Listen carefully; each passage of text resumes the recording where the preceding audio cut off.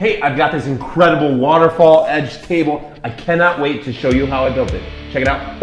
You know, I don't do this every single time I make a table, but in this case, the customer wanted to visualize what the table would look like when it was finished, so I sketched it up on Google SketchUp. I'm asked this question all the time. Do I have to remove all the bark from the table? And the answer is absolutely yes, especially if you're going to pour epoxy on it, because if you don't remove the bark and you don't remove the debris or the dirt or all the mess that's in between the cracks, the epoxy is just not going to seep into the pores of the wood, and it's not going to form a nice, clean, secure bond. I usually clean out all the bark and the debris before I end up hacking up the slabs, and that's because it's just easier that way. And then I go to work. I start trimming up the slabs with the way that it's going to be designed and laid out, and then I drop it on the pour table. Sometimes they can be awfully heavy, but you get pretty used to carrying the slabs and moving them around. And then I'm asked often, what are these blocks for? These blocks are so that the wood doesn't float on the table. It's also so that it it flattens the slabs so that epoxy doesn't seep underneath, and it's just wasted epoxy at that point because you want to see the wood on both sides of the table. Then I clamp it nice and smooth to the pour table, measure it up, use plenty of caulk to dam up the sides in any areas that I expect epoxy to leak at. More caulk is better in this case because the worst feeling is when you pour the table and it just starts leaking. Hey, it's time to mix the epoxy for the waterfall table. Check it out.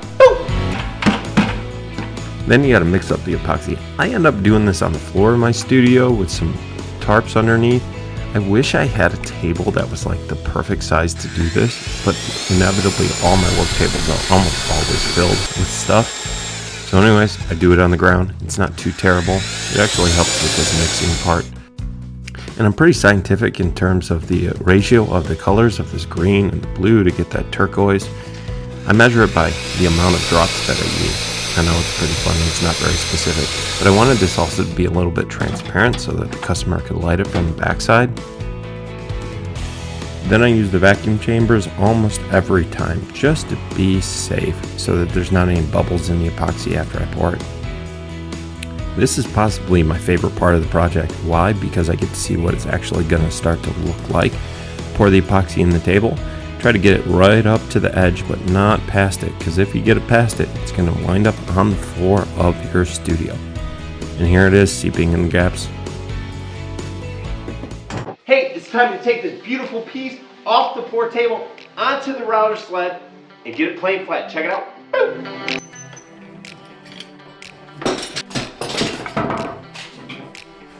I put those blocks and those big pieces of wood on top, and now it's time to knock them off. They always get a little bit stuck, but that tieback tape just does not stick to the epoxy, which is super nice.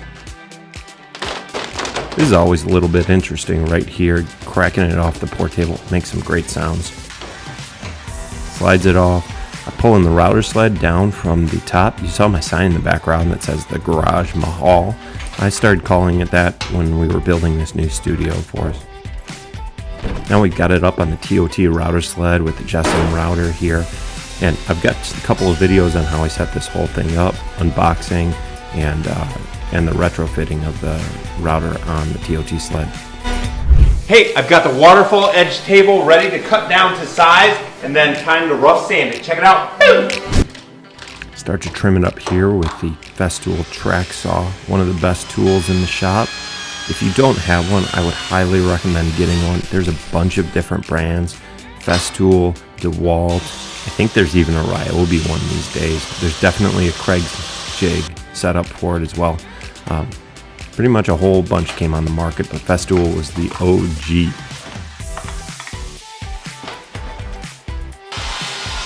Then we start putting in the real elbow grease. This is when we take out the Festool RO and just start hammering through the sanding, and more sanding and more sanding and more sanding.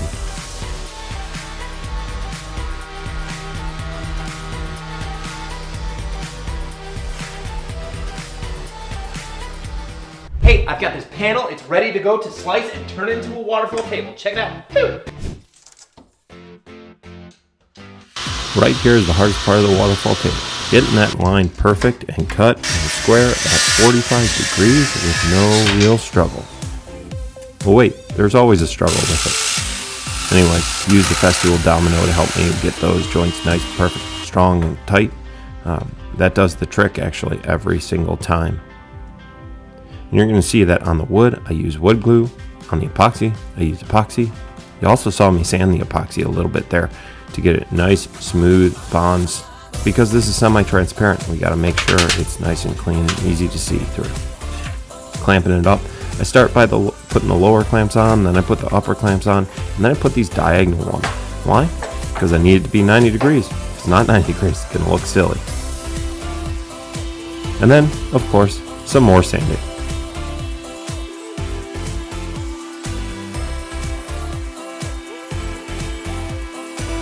I listen to music, I pray, I watch TV, I listen to podcasts. What do you guys do when you do your sanding? Comment on the video. Let me know.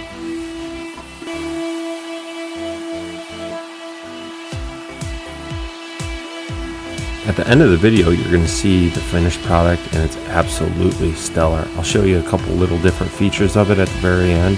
I want you to comment on it. What's your favorite part? What's your least favorite part in the video? Has this been helpful? Has this been encouraging? I'm certainly willing to help you out, understand how to build these tables. They're a ton of fun, and I want to make sure everybody else has just as much fun as I do. Hey, I've got the Waterfall table that I'm going to clean off with mineral spirits and seal it with my favorite sealing product, rustic lumber finished furniture oil, and I can never say it right, but it's an amazing product. You should use it if you haven't already. Check this out.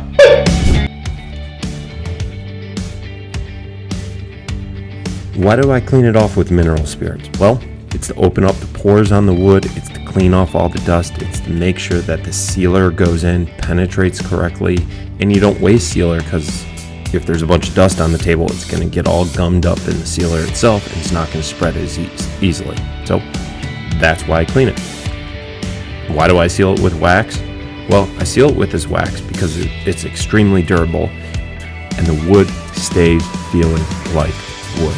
It's an amazing product, and it's absolutely beautiful and gorgeous when it's all said and done.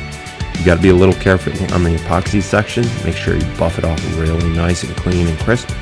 But otherwise, looks great. And here we go, the final images. Take a look at them. And while you're doing that, please subscribe. Please enable the notifications.